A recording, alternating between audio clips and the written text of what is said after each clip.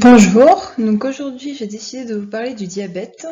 Pour ça j'ai fait un plan en 3 parties. Nous verrons tout d'abord qu'est-ce que la définition du diabète, puis nous étudierons dans un premier temps le diabète de type 1 et ensuite le diabète de type 2.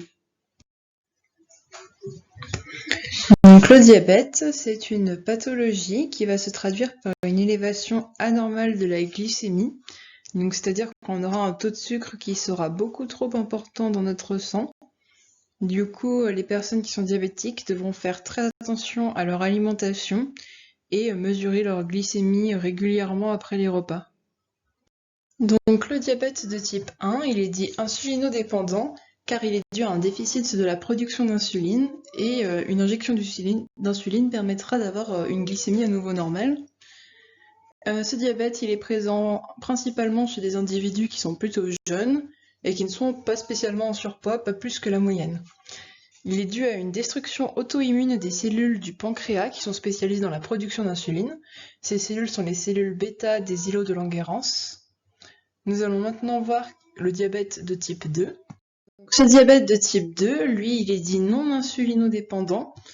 Donc il n'est pas dû à un déficit de la production d'insuline et s'injecter de l'insuline ne permettra pas de revenir à une glycémie normale contrairement au diabète de type 1. Celui-ci survient chez des individus qui sont plutôt en surpoids et qui seront plutôt âgés. Du coup, on a une résistance à l'insuline, donc on a bien une production d'insuline normale par le pancréas, mais cette insuline ne va pas pouvoir agir normalement.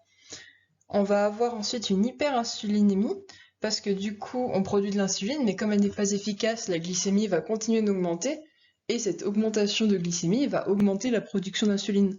Du coup, le pancréas, il va se fatiguer et à produire encore plus d'insuline jusqu'à son épuisement.